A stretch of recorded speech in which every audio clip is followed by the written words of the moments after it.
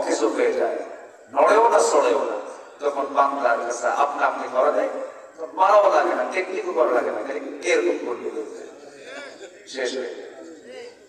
তো কেন হয়েছে? বেহুশ, বেহুশের মতো সিস্টেম মতো সে খায় না। বিগত 16 বছরে যারা ক্ষমতার চেয়ারে ছিল তারা খাইছে হুশ করে, বেহুশ করে। বসছিল উদাহরণ ঠিক আছে না নাই বলেন? এমন বেহুশের মতো খাইছে, কপাল বাঁধে সব পেট, এত খাওয়া খাইছে, খাওয়ার ছাড়া হজম হয় নাই, সবগুলো এখন ফেরেশতা। কেন ফেরেশতা বললাম? ফেরেশতাকে চোখে দেখা যায় না, এদেরকেও দেখা যাচ্ছে না। মাঝে মাঝে তো মুরব্বীরা বলেই ফেলতেন যে না বলা পর্যন্ত পায় নাই, আল্লাহ পায় না, পয়সা রাখবো দেখা দেবো আমি আল্লাহ, আমার ক্ষমতা কত বড়। যিনি আমাকে কখনো বলেন না তিনি আমার কে, আসতে বলবেন না কে, আল্লাহ তাআলা। এই জন্য আমরা সবার আগে আল্লাহর ভালোবাসা আমাদের অর্জন করতে হবে, আল্লাহর সঙ্গে সম্পর্ক আগে করতে হবে। আল্লাহ তাআলা 8 শ্রেণীকে ভালোবাসেন, 8 শ্রেণীকে ভালোবাসেন না। মোট 16টা পয়েন্টের উপরে কিছু কথা আজকে বলতে চাচ্ছি। ওমা তাওফীকি ইল্লা বিল্লাহ। 8 শ্রেণীকে আল্লাহ তাআলা ভালোবাসেন না, আর 8 শ্রেণীকে আল্লাহ তাআলা ভালোবাসেন। এই পয়েন্টকে সামনে রেখে আমরা সামনের দিকে এগিয়ে যাচ্ছি। কারো কোনো কষ্ট হচ্ছে না তো? বলি আলহামদুলিল্লাহ।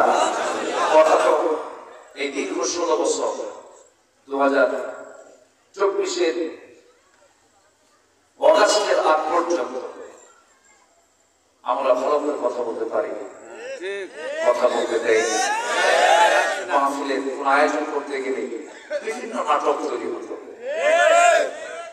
জঙ্গির উস্কানি, নাশকতা, সমস্যা, মৌলবাদের উত্থান, বিভিন্ন নাটক তৈরি করত। মাহফিল কমিটি থানায় আসতে যেতে জুতার তলা তৈরি হতো। মাহফিল পারমিশন মিলত না, ফরমেট দিয়ে রাখতে থানায় যে এগুলো কন্ডিশন করতে হবে যেন মাহফিল গুলো না হয়। এবং মাসে মাসে বিভিন্ন জঙ্গি নাটক তৈরি হতো, বিভিন্ন অভিযানে চলে যেত র্যাব, চিতা, কোবরা, বিভিন্ন অভিযানে গিয়ে নাটক তৈরি করে, কিছু জঙ্গির নাটক তৈরি করে জঙ্গিদেরকে সেখান থেকে মানে তাদের তৈরি করা জঙ্গি বের করে গোটা দেশে ডিসপ্লে করতে হবে। কিন্তু সেই নাটক কিন্তু আজকে 8 মাস যাবত নাই। বলেন তো কোথাও কি দেখছেন এখন জঙ্গি কোন নাটক আছে? থাকবে কেমনে? এই জঙ্গি নাটকের যিনি নাট্যকার তিনি এখন দেশে নাই, দিল্লি গিয়ে বসে আছে। ঠিক কিনা? আমরা কথা বলতে পারি, মাহফিলে বসলেই ডানে বামে কিরামত কাফিলিন বসে থাকে, বলতে হুজুর ওয়াজ করবেন আকাশ নিয়ে আর কবর নিয়ে, দুনিয়া কিচ্ছু বলতে পারবেন না, দুনিয়া আমরা দেখে নেব। আমি কি ভুল বলতেছি?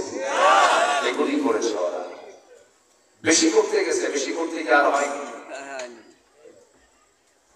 সম্মানিত বন্ধুগণ, আল্লাহ তাআলা বিভিন্ন এক্সাম্পল থেকে নিয়ে কোরআনে কারীমের বিভিন্ন জায়গায় উদাহরণ টেনেছেন। যেমন এক জায়গায় আল্লাহ তাআলা মশার উদাহরণ দিয়েছেন। কিসের উদাহরণ দিয়েছেন বলেন তো? মশা। যদিও মশাটা খুব দুর্বল একটা প্রাণী, খুবই দুর্বল, যার দুই হাতের চাপ খেলে কি হয়, একটা নখের উপরে নখ চাপ দিলে মরে যায়। এত দুর্বল একটা প্রাণীর উদাহরণ আল্লাহ পাক কোরআনে উল্লেখ করেছেন। কোরআনে যখন আল্লাহ পাক এই আয়াতটা যখন দিলেন, কাফেররা বলল ইজানি মাযা আরাদাল্লাহু বিহাদা মাসালা, তোমার আল্লাহর কি দরকার ছিল এই সামান্য একটা মশার উদাহরণ কোরআনে ঢোকাতে? এটা বড় দোষ হয়ে গেল। কিন্তু মশা যদিও দুর্বল হোক না কেন, এর মধ্যে অবশ্যই যেহেতু আল্লাহ পাক উদাহরণ দিয়েছেন কিছু শিক্ষা আছে না নাই? আসতে বলবেন না, আছে না নাই? আল্লাহ রাব্বুল আলামিন বলেন ইন্নাল্লাহা লা ইস্তাহি আন ইয়াদরিবা মাসালান মা বাউদাতান ফামা فأما الذين آمنوا فيعلمون أنه الحق من ربهم وأما الذين كفروا فيقولون ماذا أراد الله بهذا مثلا يضل به كثيرا ويهدي به كثيرا وما يضل به إلا الفاسقين جنبر الله أكبر আল্লাহ মশার উদাহরণ দিয়েছেন তিনি নিঃসন্দেহে লজ্জাবোধ করেন না অবশ্যই তিনি যে উদাহরণটা দিয়েছেন এর মধ্যে অবশ্যই কিছু শিক্ষণীয় আছে আমার বন্ধুগণ এই মশা যে কামড় দেয় এই মশাটা পুরুষ মশা কামড়ায় না মহিলা মশা কামড়ায় আস্তে আস্তে পুরুষ কামড়ায় না স্ত্রী মশা কামড়ায় মহিলা মশা আমরা কিন্তু কামড়াই থাকবো হ্যাঁ পুরুষ জাত কামড়ায় না কোন জাত কামড়ায় স্ত্রী মশা না কামড়ালে বংশ বিস্তার হবে বংশ বৃদ্ধির জন্য স্ত্রী মশাই মানুষের দেহে পড়ে আল্লাহ তাআলা এখানে স্ত্রী মশার কথাই বলেছেন যারা আলেম ওলামা লা ইস্তাহি আন ইয়াদরিবা মাসালান মা বাউদাতান এটা হচ্ছে মুয়ান্নাস কি এটা মুয়ান্নাস অর্থাৎ স্ত্রী মশা পুরুষ মশা নয় গোলকা শেষে আছে যারা আলেম ওলামা তারা কিন্তু বুঝে গেছে স্ত্রী মশাকে আল্লাহ পাক বুঝিয়েছে দেখেন কত আগে কোরআন নাযিল হলো আল্লাহ তাআলা এটা জানায় দিলেন যে মশা কামড় দেয় মূলত পুরুষ না মহিলা মহিলা মশা কামড়ায় মশাকে তুচ্ছ ভাবার কোন সুযোগ নেই এই মশাটা যখন কোন চামড়ায় যখন পড়ে রক্ত খাওয়ার জন্য রক্ত চুষে নেবার জন্য যখন সে পড়ে তখন সে কোন চামড়ায় পড়েই সে কিন্তু আগে উল্টা ফোটায় দেয় আগে দেখে এই চামড়াওয়ালার গতিবিধি আগে সলিবুদ্দিকে আগে দেখে সলিবুদ্দির অবস্থাকে কোন সিচুয়েশনে কোন অবস্থায় সে আছে সেটা আমার দিকে আছে না অন্য দিকে আছে এটাকে দেখে সে অবজার্ভ করে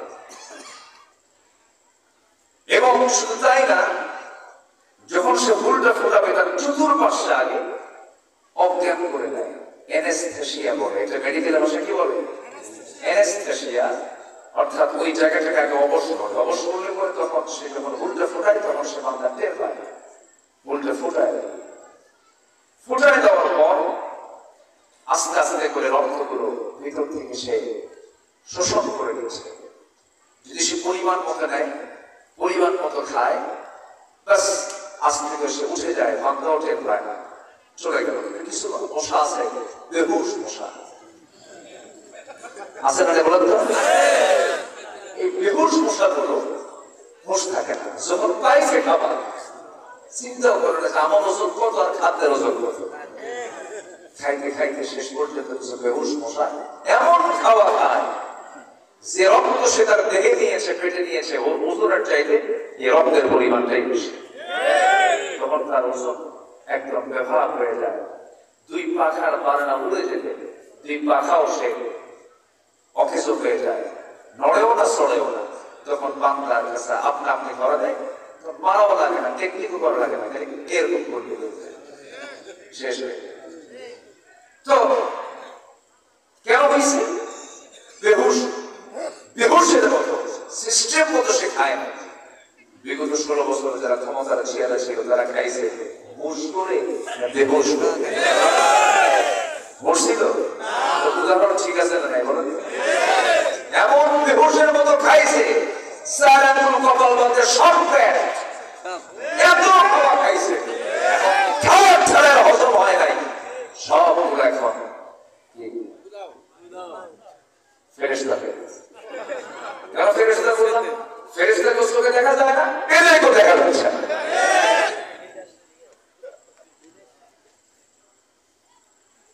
কত কি করেছে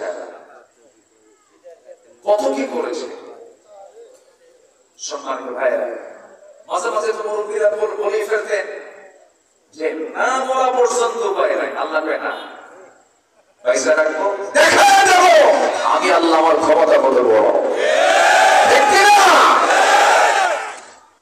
সায়েন্স বলতেছে মশা যদিও ছোট্ট একটা প্রাণী, কিন্তু আল্লাহ তাআলা তার মধ্যে এমন কিছু শক্তি দান করেছে, তার ঘ্রাণ শক্তিটা এত মারাত্মক, যখন কোন বান্দা কোথাও ঘুমিয়ে পড়ে ৭৫ ফুট দূর থেকে একটা মশা টের পায় যায় শরীর মধ্যে শুয়ে আছে।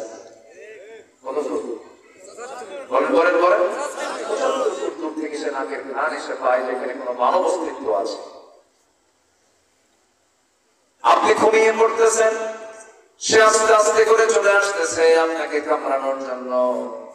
সে যখন আপনার কাছে চলে আসে, নাকের কাছে কানের কাছে যে ফনফন শব্দ আপনি শুনতে পান, এটা কিন্তু মশার কোনো মোকাল করের কোনো আওয়াজ নয়। দুইটা পাখা আছে, দুই পাখা যখন সে নড়ায়, পাখার আওয়াজ আপনার কানে আসে, ফনফন শব্দটা আসে। প্রাণীবিদরা বলতেছেন, সায়েন্টিস্টরা বলতেছেন, প্রতিটি মশা যখন সে যখন উড়াল দেয়, আমার আপনার কাছে যখন চলে আসে কামড়ানোর জন্য, সেটার দুটা পাখাকে নড়ায়, ঝাপটান মারে, এটার পরিমাণ হলো প্রতি সেকেন্ডে ৩০০ থেকে ৫০০ বার। ৩০০ থেকে ৫০০ বার প্রতি সেকেন্ডে। প্রতি সেকেন্ডে একটা মশা তার পাখা নড়ায় ৩০০ থেকে ৫০০ বার পর্যন্ত। আজ পর্যন্ত কোন দ্রুতগামী কোন ইঞ্জিন এর চাইতে দ্রুত গতিতে নড়তে পারে এমন কোন ইঞ্জিন পৃথিবীতে আবিষ্কার হয় না। সুবহানাল্লাহ বলবেন না? মশার উদাহরণ কি ঠিক না? ঠিক আল্লাহ যা দিয়েছেন অবশ্যই এর মধ্যে যুক্তি আছে না নাই? সর্বশেষ এই মশার কামড়ে একজন নাস্তিক কাফের অবাধ্য আল্লাহর গোলাম একজন, যেই বদমাইশরা আল্লাহর খলিল ইব্রাহিম আলাইহিস সালাতু ওয়াস সালামকে আগুনে পুড়ে হত্যার সিদ্ধান্ত নিয়েছিল। কে? বলেন বলেন কে? নমরুদকে আল্লাহ পাক বিদায় করেছেন কিসের কামড় দিয়ে? কোন মশা? ঠিক আছে, না ঠিক আছে, আধুনিক ভাষাতে বলবো অটিস্টিক মশা। কি মশা বলে? অটিস্টিক, অর্থাৎ যার হাতও অচল, পাও অচল, চোখও অচল, অঙ্গ প্রত্যঙ্গ করলেই সচল, নার্ভিক সিস্টেম দুর্বল। আসলে কিছু কিছু মানুষ আছে না, নার্ভিক সিস্টেম দুর্বল, তার কোন অঙ্গই ঠিক নাই। আল্লাহ তাআলা পাহাড়ের মুখ খুলে দিলেন, একটা মশা চলে গেল। আল্লাহ বলেন একটা সচল মশা যাবে না ওর কাছে, ওরা কি খুব শক্তিশালী, ওর কাছে অটিস্টিক মশা পাঠায় দিলাম, যা তুই কোনো মতো নাকের মধ্যে দিয়ে দিল, আল্লাহ পাক শেষ করে দিয়েছেন। সে আল্লাহ বুঝি নাই? আসতে হলো না, আছে না নাই? আল্লাহ পাক সব উদাহরণগুলো দিয়েছেন বান্দাকে বোঝানোর জন্য। বান্দা ভালো হও, আমাকে ভালোবাসতে শেখো, পৃথিবীর কোনো ভালোবাসা টিকবে না, আমার মোহাম্মদটাই টিকে যাবে। আমরা কাকে ভালোবাসবো বলে? আসতে হলো না, কাকে ভালোবাসবো? আল্লাহর ভালোবাসা কি আমার প্রয়োজন আছে? অতএব আমরা আল্লাহকে ভালোবাসবো, আল্লাহ আমাকে ভালোবাসবেন, আমি আল্লাহকে বলে যাব, আমার আল্লাহ আমাকে বলে যাবেন।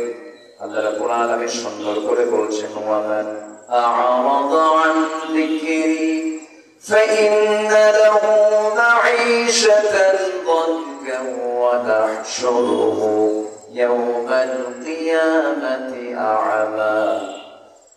আল্লাহ রাব্বুল আলামিন বলেন, আমার জিকির থেকে, আমার স্মরণ থেকে যে বান্দা দূরে থাকবে, নিজেকে গুটিয়ে রাখবে, আমিও তাকে বলে যাবো, আমিও তাকে বলে রাখবো, এবং আমি তাকে হাসরের দিন আমি তাকে অন্ধ করে তুলবো।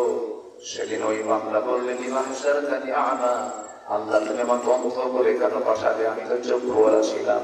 আল্লাহ সেদিন বলবেন, ও বান্দা আমি তোমাকে, আমি আমার কিতাব দিয়েছিলাম, কোরআন দিয়েছিলাম, কোরআনকে তুমি ভুলে গিয়েছিলে, আমাকে ভুলে গিয়েছিল, আমাকে এবং কোরআনকে ভুলে যাওয়ার কারণে আজকের দিনেও তোমাকে ভুলে গেলাম। হাসরে আল্লাহ যদি আমাকে ভুলে যান, আমার জন্য নিরাপদ না বিপদ? শুধু বিপদ না মহাবিপদ? মহাবিপদ হয়ে যাবে। পৃথিবীর সব আমাকে ভুলে যান, আল্লাহ আমাকে যদি না ভুলে যান, পৃথিবীর সব সম্পর্ক মাহরুম হয়ে যাক, মাইনাস হয়ে যাক, আমার আল্লাহর সম্পর্ক যদি টিকে থেকে যায়, এটা আমার জন্য সফলতা। এই জন্য আসুন, আল্লাহ কাদেরকে ভালোবাসেন, আল্লাহ কাদেরকে ভালোবাসেন না, একটা একটা করে আজকে শুনবো আমরা। একটা শুনেছি ভালোবাসেন না কাকে? দাম্ভিক অহংকারীকে। অহংকারীকে ভালোবাসবেন না, তিনি আমার কে? আসতে বলবেন না, তিনি আমার কে? আল্লাহ রাব্বুল আলামিন বলেন, ইয ক্বালা লাহু কওমুহু লা তাফরাহ ইন্নাল্লাহা লা ইউহিব্বুল ফারিহিন। জোরে বলুন আল্লাহু আকবার। অহংকার করো না, দম্ভ করো না, ক্ষমতার বড়াই করো না, চেহারার বড়াই করো না, সম্পদের বড়াই করো না, সব শেষ হয়ে যাবে। কারণ আমি আল্লাহ দাম্ভিকদেরকে কখনো ভালোবাসি না। আমরা দাম্ভিক হব, অহংকারী হব না বিনয়ী হব? আজকে অহংকারী হব না বিনয়ী হব? বিনয়ী হয়ে যাব। অহংকার আমার আপনার জন্য বানায় না। অহংকার বানায় কার সাথে? বলেন বলেন বলেন। অহংকার করবেন কে?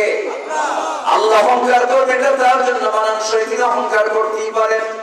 আকাশ তার, জমিন তার, সূর্য তার, গোটা পৃথিবী তার, তিনি অহংকার করতেই পারেন। বান্দা কখনো অহংকার করবে না। বান্দা কি করবে? ওয়াইবাদুর রাহমানিল্লাযীনা ইয়ামশুনা আলাল আরদি হাওলান وَإِذَا خَاطَبَهُمُ الْجَاهِلُونَ قَالُوا سَلَامًا। জোরে বলুন আল্লাহু আকবার। জোরে বলুন আল্লাহু আকবার। আল্লাহর যারা পছন্দের বান্দা হবে তারা অত্যন্ত বিনয়ী হয়ে জমিনে চলাফেরা করবে, কখনো অহংকার করবে না। তাদের কথায় কোনো অহংকার প্রদর্শন হবে না, চলাফেরায় কোনো অহংকার প্রদর্শন হবে না, সম্পদের দ্বারা কোনো অহংকার প্রদর্শন হবে না। বরঞ্চ ওই সমস্ত বান্দাগুলো রাত যখন হয়ে যাবে, গভীর যখন হবে, বিনয়ী হয়ে নিজেকে অত্যন্ত ছোট মনে করে সেজদায় পড়ে পড়ে কাঁদবে। কার কাছে? আমরা কান্না করব কার কাছে? পৃথিবীর কারো কাছে কাঁদবেন? আপনাকে বলবে তুমি অভিনয় করতেছ। বউ যদি কান্দে স্বামীর সামনে, স্বামী মনে মনে কয় কোন ধান্দাই যেন কান্দে। আর স্বামী কান্দে, মহিলা মানুষ বলবে পুরুষ মানুষ কান্দে নাকি? পৃথিবীর কোন মানুষ আপনার কান্নার মূল্যায়ন করতে পারবে না। কেউ কেউ বিভিন্ন চিন্তা করবে, বিভিন্ন ধান্দা করবে, কিন্তু কোন বান্দা যদি শুধুমাত্র আল্লাহর ভালোবাসায়, আল্লাহর ভয়ে যদি এক ফোঁটা চোখের পানি ফেলতে পারে, আপনি কি জানেন এক ফোঁটা চোখের পানি যদি আল্লাহর ভয়ে যদি কোনো বান্দা ফেলতে পারে, এক ফোঁটা চোখের পানি দিয়ে ৭টা জাহান্নাম আল্লাহ পাক নিভায় দিয়ে ওই বান্দাকে জান্নাত দিয়ে দিবে। আমরা কাঁদবো কার কাছে? আসতে হলো না, কাঁদবো কার কাছে? আল্লাহর কাছে আমরা কাঁদবো। আল্লাহ বলছেন আমার পছন্দের বান্দা কারা? والذين يبيتون لربهم سجدا وقياما والذين يقولون ربنا اصرف عنا عذاب جهنم إن عذابها كان غراما إنها ساءت مستقرا ومقاما। জোরে বলুন আল্লাহু আকবার। আমি যে কোন আয়াত বলতেছি কষ্ট পাচ্ছেন নাকি? তাফসীর হানাফিরা কয় কি অন্য কোন কথা থাকা দরকার বেশি না আয়াত থাকা দরকার বেশি? কষ্ট পাচ্ছেন না তো? একটু বসে। উঠতে একটু দেরি হয়েছে, আমি একটু আগে ভাগে উঠতে চেয়েছিলাম আলোচনায়, বিশেষ করে ৯টায় উঠলে ভালো হয়। বড় যোগ ১১টার ভিতরে মাহফিল শেষ করলে আরো ভালো হয়। কেন জানেন? এটা সব কিছু ঠিক থাকে, কিন্তু আমার দেশের 95% মাহফিল প্রবলেম। প্রধান বক্তাকে উঠায় দেয় সেই সময়, যে সময় মানুষের যাওয়ার সময়, মানে 95% মাহফিল।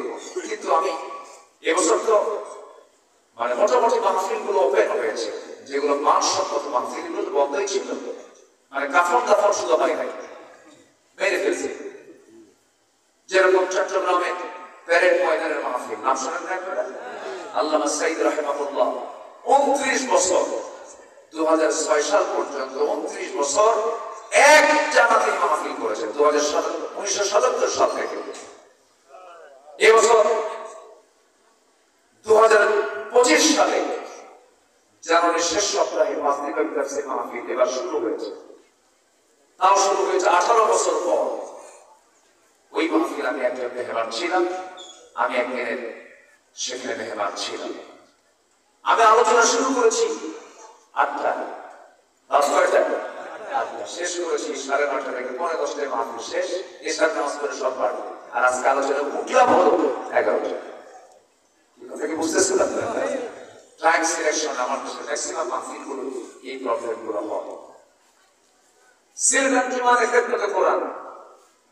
আল্লামা সাইদ রাহিমাহুল্লাহ বহুদিন এই মাহফিলটা চালিয়েছে, দীর্ঘ এক যুগ মাহফিল বন্ধ ছিল। এবছরে ওপেন হয়েছে। আমিও 3 দিন ব্যাপী তাফসীর মাহফিলের একদিন আমি সেখানে মেহমান ছিলাম। এই অঞ্চলের সবচেয়ে বড় মাহফিল পাবনার দারুল আমান ট্রাস্ট, যে মাহফিল 2011 সাল পর্যন্ত 10 সাল পর্যন্ত আল্লামা সাইদ রাহিমাহুল্লাহ চালু রেখেছিলেন। 2011 সালে আমি শুরু করলাম, উনি জেলখানে ঢুকে গেলেন। 2011 থেকে 2014 সাল পর্যন্ত কোনো মতো মাহফিল চালালাম। 2015 সালে এসে ইসলামরা সব বন্ধ করে দিল। কথা কি বুঝতেছেন আপনারা? মাহফিল করতে পারলাম না, 10 বছর মাহফিল হয় না। আমি যেতে পারি। এবছর 20 জানুয়ারি আবার মাহফিল শুরু হয়েছে, বলি আলহামদুলিল্লাহ। এই যে লক্ষ লক্ষ জনতার মাহফিল গুলো আগে ভাগে শুরু হয়ে 10টা 10:30টার মধ্যে মাহফিল শেষ হয়ে যায়। এটা হচ্ছে মাহফিলের একটা অন্যতম সৌন্দর্যের দিক। কিন্তু আমার দেশে এমনও মাহফিল হয়, এই রাজশাহী অঞ্চলের বাংলার একটা এলাকা আছে, সেখানে প্রধান বক্তা উঠে হলো 4টায়, রাত 9টায়। মমিন সিং এক মাহফিলে গেছি কয়েক বছর আগে। আমি 8টায় গেছি, আমাকে বললো হুজুর খাওয়া দাওয়া করে, এই যে বালিশ দিলাম, কত দিলাম, ঘুমান। তো বললাম ঘুমাবো তো, আমি বালিশ উঠবো কখন? হুজুর আপনি গত বছর প্রধান বক্তা হিসাবে উঠছে, তার 1 ঘন্টা আগে আপনি আমাকে রাত 3টার দিকে ডাকতে, রাত 3টায় ডেকে বলে হুজুর আপনার বয়ান রাত 3:30 আপনি ওযু করলেন।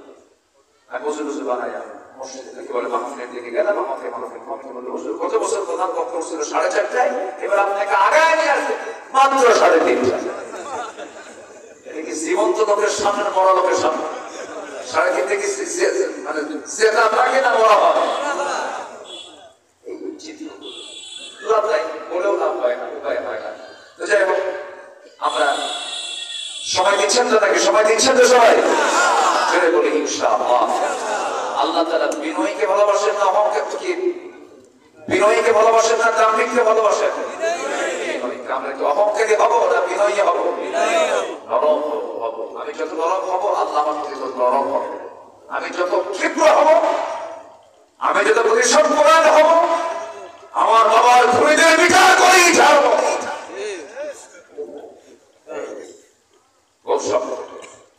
অনেক কিছু করেছে। আমাদের শেষ কথা, আমার সন্তানদের জীবন যারা ছিনিয়ে নিয়েছ, প্রত্যেকটা খুনের বিচার হতে হবে। আল্লামা সাইদ রাহিমাহুল্লাহকে ফাঁসিতে মারার সাহস পায়নি। আমরা আশাই ছিলাম যে তিনি জেলখানা থেকে বের হবে। সে আশাকে কোথায় রাখে? দিল্লির প্রেসক্রিপশনে তাকে 2024 সালে 2023 সালে 13 আগস্ট কাশিমপুর কারাগার থেকে বের করে চিকিৎসার নাম করে হসপিটালে ভর্তি করায় রাতের আধারে ইনজেকশন পুশ করে একটা সুস্থ মানুষকে বিষ করে হত্যা করা হয়েছে। এই তাফসীর মাহফিলের এই সাধারণ প্ল্যাটফর্ম থেকে, তারই তৈরি করা এই প্ল্যাটফর্ম থেকে, নাটোরের গুরুদাসপুরের এই মাঠ থেকে প্রযুক্তির মধ্য দিয়ে আমরা প্রশাসনকে জানিয়ে দিতে চাই, সকল খুনের বিচারের পাশাপাশি সবার আগে এদেশে অগণন মানুষের কলিজার টুকরা, আমাদের কলিজার টুকরা, কোরআনের পাখি আল্লামা সাইদের হত্যার সঙ্গে যারা জড়িত, চূড়ান্ত শাস্তি নিশ্চিত করা হোক। আজ আছেন কারা কারা হাত উঁচু করে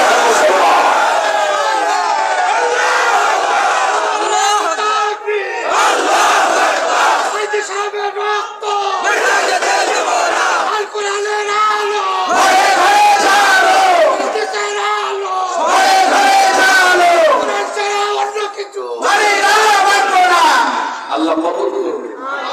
জোরে বলি আমিন। আরো জোরে আমিন।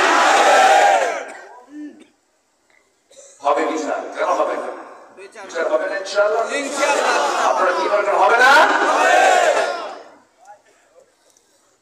পদ্মা পার হয়ে কুষ্টি একটা জেলা আছে, কুষ্টি, এই তো রূপপুর পার হয়ে তো একই এলাকায় তো আপনাদের, ওই এলাকায় একটা নেতা আছে আল্লামা হাসানুল হক হিরো,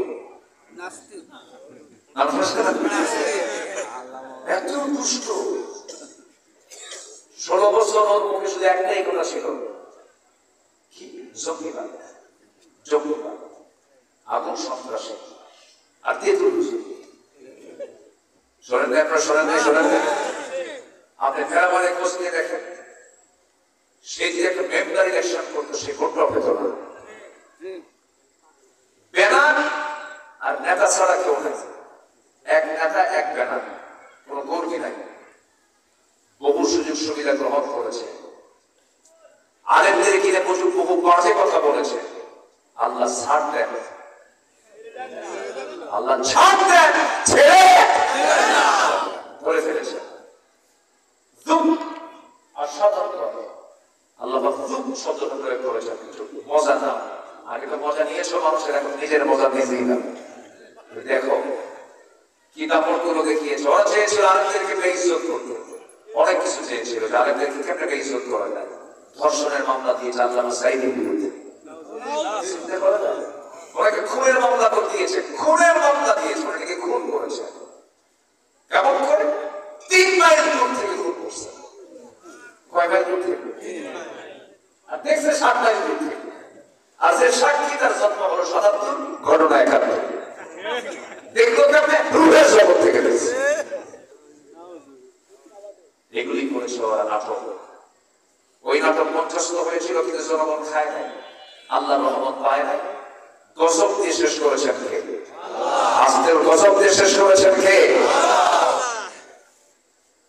দৌড়ে পালানোর জায়গা পায় নাই। আইনমন্ত্রীকে সাথে নিয়ে আরেকজন দরবেশ মুখে দাড়ি কেটে ফেলে, জানেন আপনারা? জানেন না?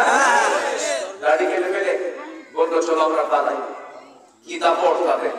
আর কোথায় গেল দাপট তাদের? নৌকায় চড়ছে আবার বলল, নৌকা ফেলে দেয়। শেষ পর্যন্ত কোস্টগার্ড ধরে ফেলে বলতেছে, স্যার শিখছে আপনি আইনমন্ত্রী, থানায় যাবেন। আইনমন্ত্রীকে আমি কি একা আসছি নাকি? আমি জামাতের সাথে আসছি। জামাতের সাথে আসছেন না? কে কই যে বসে আছে?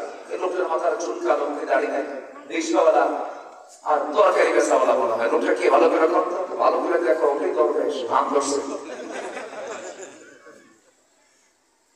ওরা চেয়েছিল আলেমদেরকে বেইজ্জত করতে, আল্লাহ ওদেরকে উলঙ্গ করে জাতির সামনে সবকিছু ক্লিয়ার করে দিয়েছে। আল্লাহ পারেন না? আসতে বলে না, পারেন না? কেউ যেটা পারেন না সেটা পারেন কে? কে পারেন বলেন? আল্লাহ। এই জন্য অহংকার দেখাতে নেই, অহংকারকে আল্লাহ পাক চূর্ণ করে দেন, ধ্বংস করে দেন। বিনয়ীকে আল্লাহ পাক ভালোবাসেন। সুবহানাল্লাহ। নাম্বার 2, 8 শ্রেণী বলেছি না? একটা হলো, আরো আছে কয়টা? 7টা। আরো আছে কয়টা? 7টা। একটু কান লাগান, মনোযোগ দিয়ে কথাগুলো শুনুন। নাম্বার 2 হলো, যারা সীমা লঙ্ঘন করবে, আল্লাহ তাদেরকে কখনো পছন্দ করেন না। আল্লাহ রাব্বুল আলামিন একজন নবীকে বললেন, ইযহাবা ইলা ফিরআউনা ইন্নাহু তাগা। হে মুসা, ফেরাউনের কাছে চলে যাও, কারণ সে সীমা লঙ্ঘন করেছে। ফেরাউন কি করেছিল? সীমা লঙ্ঘন করেছিল। সীমা লঙ্ঘন যে করবে তার পতন অবশ্যই হবে। আল্লাহ রাব্বুল আলামিন সেই ফেরাউনকে ধ্বংস করেছেন। কোথায় বলেন? কি খাওয়াইছেন তারে? বলেন বলেন বলেন। সে চুবায় মেরেছেন, বলেন। পানিতে চুবায় মেরেছেন।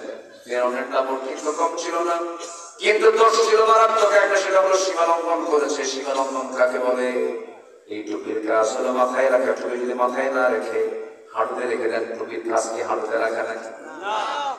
যেটা যে জায়গায় থাকা দরকার ছিল সেটা যদি সেই জায়গায় না রেখে অন্য কোনো জায়গায় যদি প্রতিষ্ঠা করতে নেয়, যে নিজে ইসলাম মানে না, অন্য কাউকে মানতে দেয় না, যে ইসলামকে পছন্দ করলে অন্য কাউকে পছন্দ করতে দেয় না, এটাই হচ্ছে তাগুত। সেই তাগুতের মূল লিডার ছিল, সীমা লঙ্ঘনকারীর মূল লিডার ছিল ফেরাউন। এই ফেরাউনকে আল্লাহ রাব্বুল আলামিন কোনদিন ধরেন নাই, একটা দিন জ্বর পর্যন্ত হয় নাই। জ্বর কাকে বলে, নাকে সর্দি কেমনে পড়ে, এটাও সে ফিল করে নাই, কোনোদিন অসুখ বিসুখ হয় নাই। অসুখ বিসুখ কিন্তু হওয়া ভালো। কিছু কিছু লোক আমাদেরকে দেখবেন মাঝে মাঝে বলে, হুজুর খুব কপাল ভালো আমার, আল্লাহ পাক রহমত করছে, জীবনে কোনো অসুখ বিসুখ নাই, একটা নামাও খাই নাই। মনে মনে চিন্তা করি ফেরাউনের খাসলত আছে, অসুখ বিসুখ হলে পরে আল্লাহর নাম একটু মনে হয়, আর বেশি তো উদার থাকলে তো আল্লাহর নামে মনে থাকবে না। এই জন্য দরকার আছে না নাই? একটু বিপদে আসলে হয়, মুসিবত আসলে হয়, চোখে পানি আসে, ভয় আসে, আল্লাহ তুমি আসো। অসুখ বিসুখ হওয়া খারাপ না ভালো? অসুখ বিসুখ না হওয়া ভালো, এটাও রহমত, এটাও নিয়ামত। অসুখ বিসুখ হওয়াটাও নিয়ামত। এটা মানে গজবের অন্তর্ভুক্ত না। আবার অনেকে আবার ফতুয়া দেয়, তুই কি ভালো, তোর অসুখ হবে। দেখো ওটা আরেক মুফতি, এরকম আছে না নাই বলেন? অসুখ কে দেয়? সুখ কে দেয়? আনন্দ কে দেয়? দুঃখ কে দেয়? বিয়াদিকাল খাইর, সকল কল্যাণ কার হাতে? ওয়াল্লাযী খাইরিহি ওয়া শাররিহি মিনাল্লাহি তাআলা, সব কিছু আল্লাহর হাতে। আল্লাহু আকবার বলেন। মন খারাপ করা যাবে না। আইয়ুব আলাইহিস সালাম, তার কি মর্যাদা কম? অসুখ ছিল 18 বছর। কত বছর বলেন?